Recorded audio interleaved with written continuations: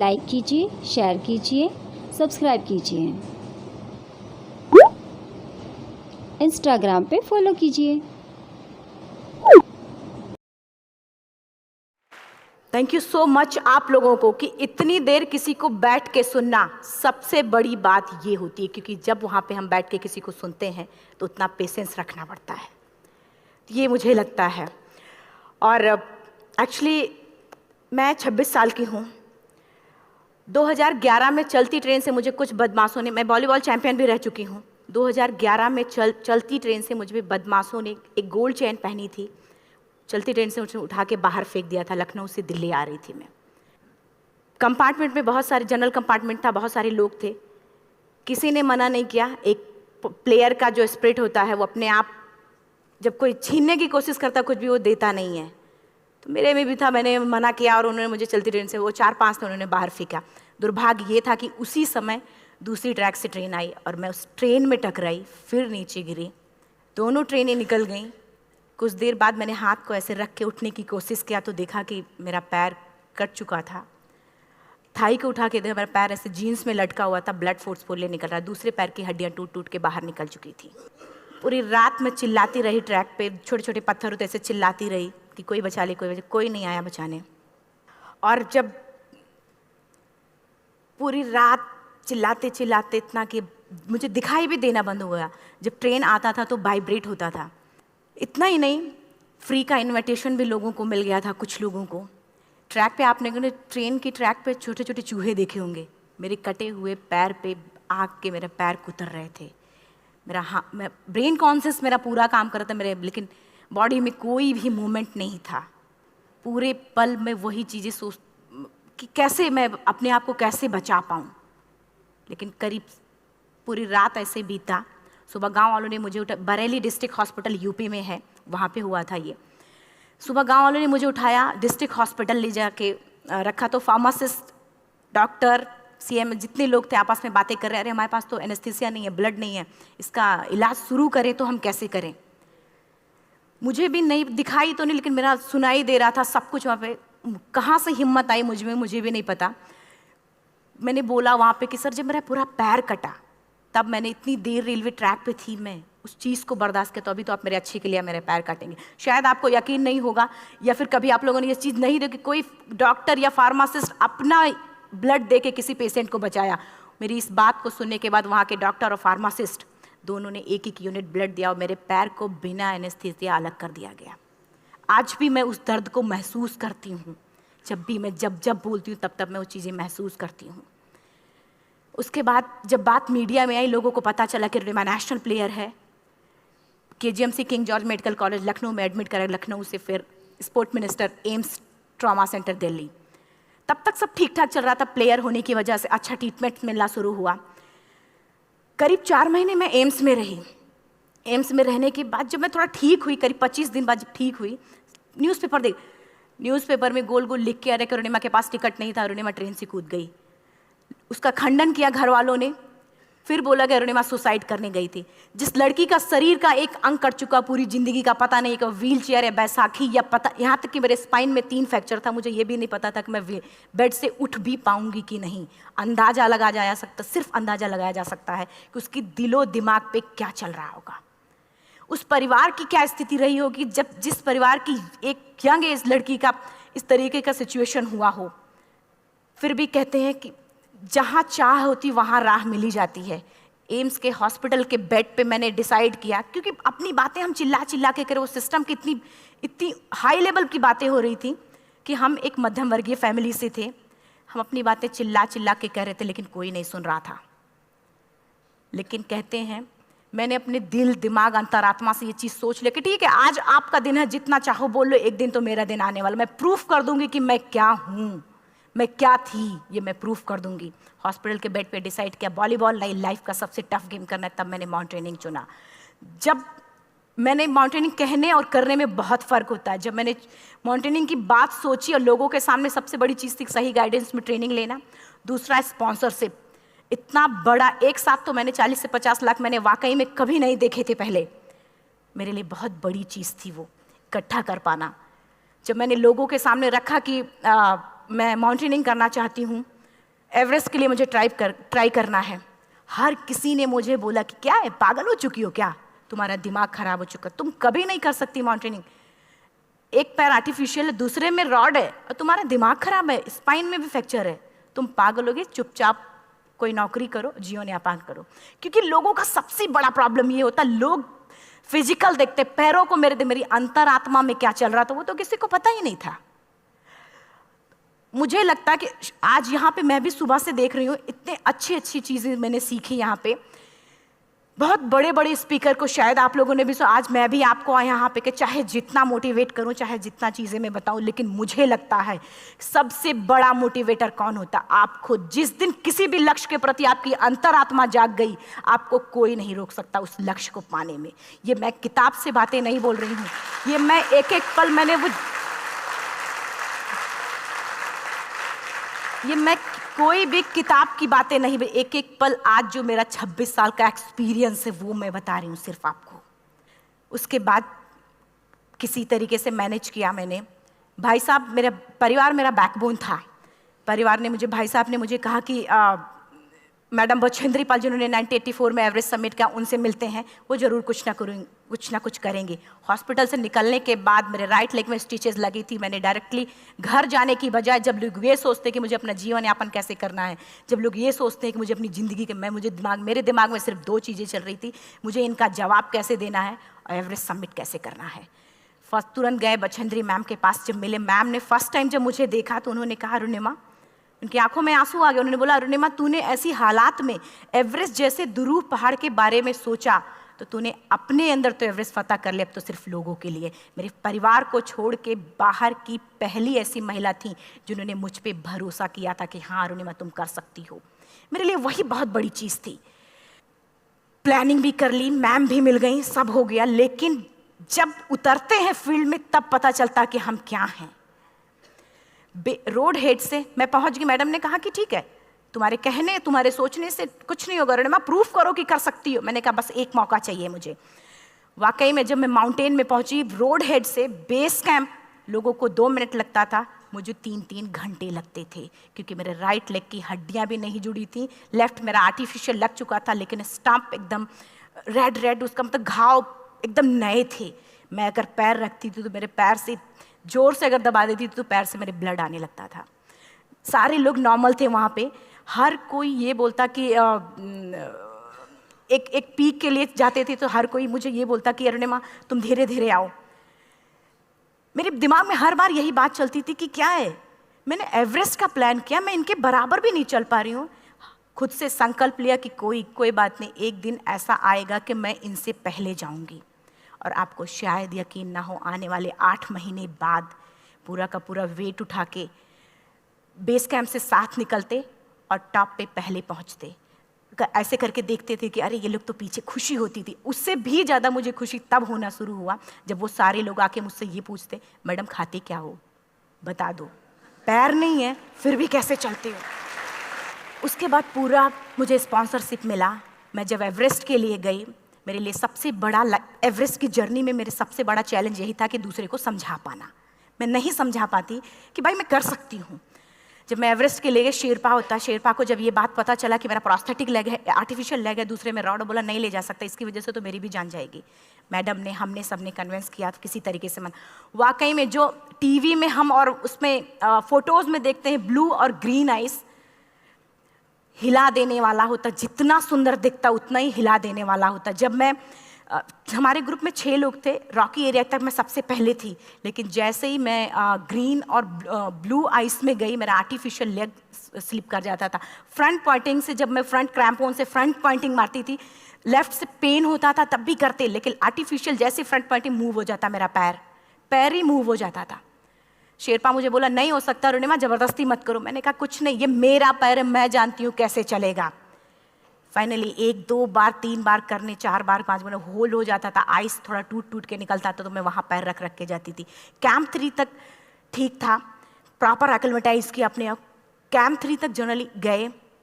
बात जब कैंप 3 के ऊपर की होती है, साउथ कोल समिट, अच्छे माउंटेनियर, अच्छे दिलेर के हौसले धरे के धरे तब रह जाते हैं जब अपनी आंखों के सामने किसी को मरता देखता है, और दिमाग में बात, जब जिसको डिसीजन मेकिंग, और जब दिमाग में बातें जब ये आने लगती हैं कि अरे जिस चीज़ के लिए हम जा रहे हैं उसी चीज़ के लिए आदमी मर रहा है, इसी चीज़ के लोग लिए मर चुके हैं।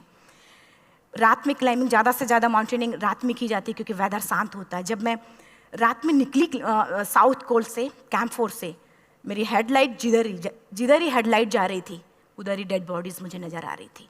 मेरे रोंगटे खड़े हो रहे थे, मुझे समझ में नहीं आ रहा था कि मैं करूं तो क्या करूं। इतना ही नहीं, मैं जिस रोप में थी उसी रोप में जब मैं आगे जा रही हूं और एक बांग्लादेशी, उनका हाथ हल्का हल्का ऐसे हिल रहा, मुंह से आवाज़ आ रही थी।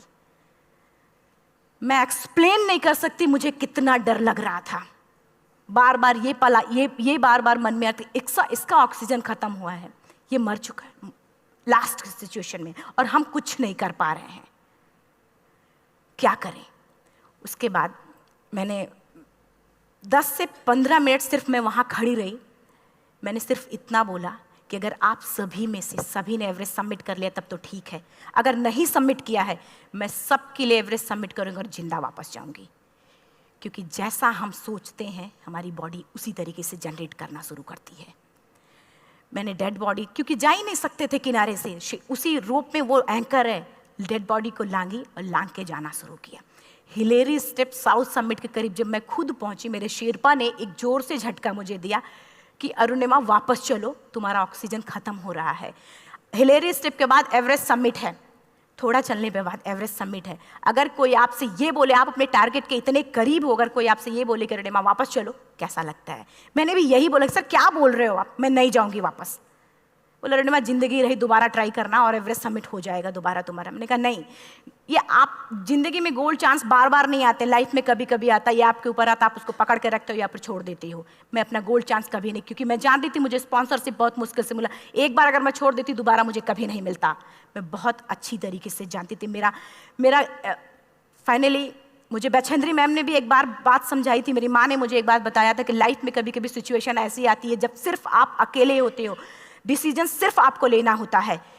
जहाँ पे भी होना, खड़े होकर हल्का सा पीछे मुड़कर देखना और ये सोचना कि आप एक एक कदम चल के यहाँ तक पहुँचे हो, सिर्फ अपना एक कदम आगे बढ़ाना, तुम देखना कुछ देर बाद तुम टॉप पे होगी। मेरे दिमाग में उनकी बातें वीडियो की तरह चल रही थी और सिर्फ एवरेस्ट का टॉप चल रहा था।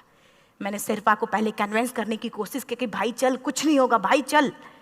फाइनली जब वो नहीं माना, मैंने एक कदम आगे बढ़ाया, डिसीजन लिया कि नहीं जाना ही जाना है। आगे बढ़े, करीब 1 से 1.5 घंटे बाद मैं टॉप पे थी। और इतना ही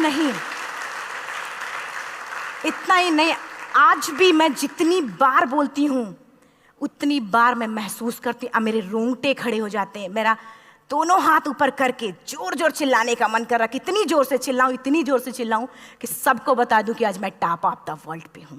उन लोगों को बता दूं जो लोग ये सोचते हैं, लड़की, दूसरे विकलांग, तीसरे मिडिल क्लास में, जो लोग एक बार हार के फिर दोबारा लड़ना नहीं चाहते, जो लोग हारने के बाद सोचते हैं कि हम दोबारा कुछ कर नहीं सकते, उन लोगों को मैं चिल्ला चिल्ला के टॉप से बताना चाहती थी कि नहीं, आप सब कुछ कर सकते हो, सिर्फ एक सोच की विकलांगता, हैंडीकैप आदमी यहाँ से होता है, यहाँ से नहीं। अगर यहाँ से जो आदमी विकलांग है तो नॉर्मल आदमी भी विकलांग है, जो अगर यहाँ से विकलांग है। चिल्ला चिल्ला के मैं बताना चाहती थी। मैंने शेरपा से कहा कि आप एक फ़ोटो खींच लो, क्योंकि सारे लोग फ़ोटो, अपना नेशनल फ्लैग का जो वैल्यू होती है ना, वो जब हम कहीं बाहर होते हैं तो पता चलता है। मुझे भी बहुत खुशी हो रही थी, फ्लैग को हग किया और बोला फ़ोटो खींचो। बोला पागल हो गई है, तेरा ऑक्सीजन कभी भी ख़त्म हो जाएगा, नीचे चल। नहीं, फ़ोटो खींच लो। फ़ोटो खींचा उसने। वो तो अगली बार इतना तेज गुस्सा हुआ, मैंने उसको बोला कि भाई वीडियो भी बना ले। 8848 की हाइट पे ऑक्सीजन खत्म हो रहा है, आज हम भी हंस रहे हैं आप लोगों के साथ क्योंकि यहाँ पूरा ऑक्सीजन है। और 8848 की हाइट पे जब मुझे शेरपा, कोई भी शेरपा को बोलेगा भाई वीडियो बना, तो परेशान हो जाएगा, पागल हो चुकी, कि तुम मर जाए, यहाँ मैं जा रहा हूँ नीचे। मैंने कहा नहीं, कुछ नहीं होगा, आप बनाओ वीडियो। किसी तरीके से मैं 4-5 पेयर बैटरी रख के लेके गई कि डिस्पोजल कैमरा, एक अलग कैमरा, कि मतलब एक नहीं काम करेगा तो दूसरा करेगा, प्रॉपर प्लानिंग से। शायद आप लोग भी सोचो कि वाकई में लड़की को इतना बड़ा रिस्क लेने की क्या जरूरत थी, कि जिंदगी कभी भी जा सकती थी इसकी। लेकिन मैंने वो रिस्क लिया क्यों? क्योंकि मैं चाहती थी, कहीं ना कहीं से मेरे भी दिमाग में ये बात आ चुका था कि मैं जिंदा वापस ना जाऊं। मैं चाहती थी कि अगर मैं जिंदा ना जाऊं तो ये वीडियो मेरे इंडिया, शेरपा से मैंने यही बात बोली, ये वीडियो अगर मैं जिंदा नहीं जाती, ये वीडियो मेरे इंडिया पहुंचा देना, मेरे यूथ तक चला जाएगा। क्योंकि मैं चाहती थी कि 11 अप्रैल 2011 को मेरा एक्सीडेंट हुआ, 21 मई 2013 10:55 पे मैं टॉप ऑफ द वर्ल्ड पे थी। ऑलमोस्ट 1 से 2 साल के अंदर कैसे यहां से मैंने ये चीज, मैंने कभी भी कामयाब होने के, मेरी वो जिंदगी बन चुकी थी, मेरा जुनून बन चुका था, मेरा पैशन मेरा जिद बन चुका था। वो मेरा सोते उठते बैठते सिर्फ मुझे एवरेस्ट दिखाई जाए। और मुझे लगता है किसी को भी अगर अपना लक्ष्य पाना है, यहां से अगर वो पागलपन जब तक नहीं आएगा तब तक नहीं होगा। वो फाइनली उसने वीडियो बनाया। आप बोल रहे फटाफट रुनिमा नीचे भागो। जब मैं टॉप पे थी तो कुछ लोग और भी थे, लेकिन 10:55 पे मैंने एवरेस्ट समिट, 11 बजे के बाद अगर कोई अटैम्प्ट करने की कोशिश करता है उसको सुसाइड अटैम्प्ट बोलते हैं। जैसे ही मैं नीचे चलना शुरू की, मैंने कहा भाई हाँ चल नीचे चलते हैं। ज़्यादा से ज़्यादा मौतें नीचे आते वक्त होती हैं एवरेस्ट पे। जब मैं नीचे आ रही हूँ, थोड़ा दूर ही मैं नीचे चली थी, मेरा ऑक्सीजन पूरी तरीके से ख़त्म। सिर्फ अंदाज़ा लगाया सकता कि जब ऑक्सीजन ख़त्म हुआ क्या परिस्थिति रही होगी। मैं ऐसे नीचे गिर गई और शेरपा मुझे बोल रहा कि रुनिमा मुझे यकीन नहीं था कि तू एवरेस्ट सबमिट कर पाएगी, लेकिन फिर भी तूने किया। मैं चाहता हूँ कि रुनिमा जिंदा चल, तू वापस उठ, खड़ी हो। मुझे खड़ा करने की वो कोशिश कर रहा था बार बार, मैं खड़ी नहीं हो पा रही थी, वाकई में दम ही नहीं था। लेकिन फिर भी कहते हैं कि जैसे हमारे नियम होते हैं वैसे ऊपर वाले के भी नियम हैं। उसकी लिस्ट में जब मेरा नाम नहीं है तो वो मुझे नहीं ले जा सकता।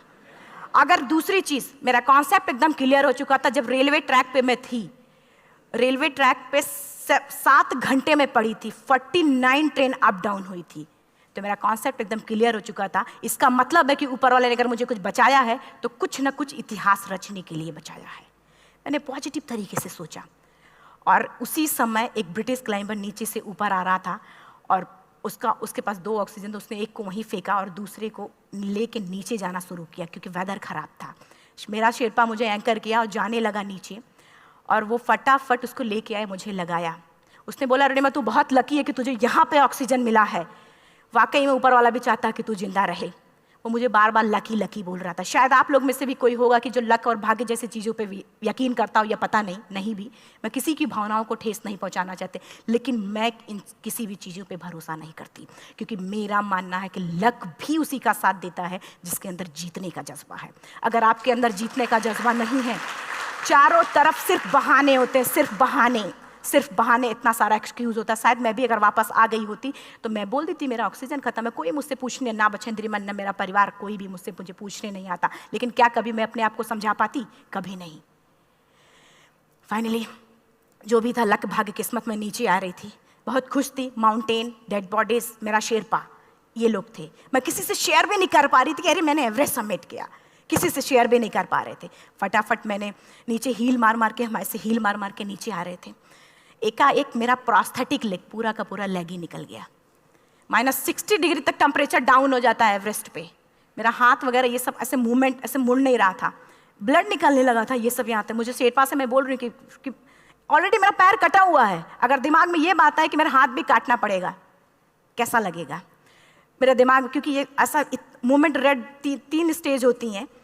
रेड मेरा हो चुका था, रेड, ब्लैक, ब्लू, ब्लैक हो तो काटना पड़ेगा। तो बार बार मैं बोल रही हूँ शेरपा से कि भाई हाथ मेरा कुछ हो रहा है, इसमें मूवमेंट नहीं हो रहा है, यहाँ सबसे ब्लड हो। बोला रुनिमा कुछ नहीं, जितना नीचे जाएंगे उतना अच्छा होगा। प्रोस्थेटिक लेग मेरा निकल चुका है, मैं रुकी हूँ, मेरा ऑक्सीजन चल रहा, बड़े मुश्किल से लक भाग्य किस्मत जो भी था मुझे मिला था। शेरपा मेरे आगे है, लास्ट मोमेंट तक वो मुझे बोलेगा, अगर वो मैं नहीं चलती वो मुझे छोड़ के चला जाए। गलती उसकी भी नहीं होती, क्योंकि वो क्या करे, क्लाइंबर की वजह से या तो अपनी जान वो भी दी, गलती उसकी भी नहीं है। लास्ट में मेरी आंखों से आंसू निकलने लगा। मैंने सोचा क्या करूं अब, रोने अपने आप आंसू कहीं ना कहीं से आ ही जाता है। दूसरे पल मुझे समझ में आ गया कि रोने धोने से कुछ नहीं होगा। मैंने आंसू को पोंछा और रोप, जो मेरी रोप थी, रोप को पकड़ा, दूसरे हाथ से आर्टिफिशियल लेग को, पैर को घसीट के चलना शुरू हो गया, क्योंकि मेरे पास यही था। ये तो दूसरा था, गिव अप कर दो ही चीज़ थी। पैर को घसीट चलना शुरू हुआ। कुछ दूर नीचे चलने के आने के बाद रॉक था, उसमें घुसे, पैर को खोला, सही किया, फिर नीचे चलना। Camp 4 to summit to camp four 3,500 feet है, और इसमें टोटल जनरली लोग 16 से 17 घंटे में समिट कर लेते हैं। मुझे टोटल 28 घंटे लगे थे। हर माउंटेनियर, चाहे बाहर का या फिर इंडिया का, हर किसी ने ये मान लिया था कि अरुणिमा जिंदा वापस नहीं आएंगी। हर किसी ने ये चीज़ मान लिया था। लेकिन मुझे लगता, जब मैं वापस साउथ पोल पहुंची, जब मैं टेंट का जिप खोला, मैंने हर किसी ने कहा कि अरे तू यहाँ है, हम तो सब सोच लिए थे तू चली गई। हर किसी ने ये बोला था। फिर सब खुशी मना रहे थे हम सब। देखिए, ये सब बताने का मेरा सिर्फ एक मकसद था कि सब कुछ हम में है, हम जैसा चाहें वैसा कर सकते हैं। ऑलरेडी टाइम हो चुका है। मैं एक चार लाइन की पंक्ति सिर्फ बोलूँगी। मैं एक्चुअली, मेरा एम है कि मैं वर्ल्ड के जो कॉन्टिनेंट हैं, कॉन्टिनेंट के हाईएस्ट पीक समिट करूं। एशिया का एवरेस्ट हो चुका है, अफ्रीका किलिमंजारो हो चुका है, यूरोप का एल्ब्रूस हो चुका है। 23 नवंबर को मैं जा रही हूँ ऑस्ट्रेलिया हाईएस्ट पीक के लिए। बस आप लोगों की गुड विशेस चाहिए। और 4 लाइन, अभी तो इस बाज की असली उड़ान बाकी है, अभी तो इस बाज की असली उड़ान बाकी है, अभी तो इस परिंदे का इम्तहान बाकी है, अभी अभी मैंने लांघा है समुद्रों को, अभी तो पूरा आसमान बाकी है। Thank you so much, thank you.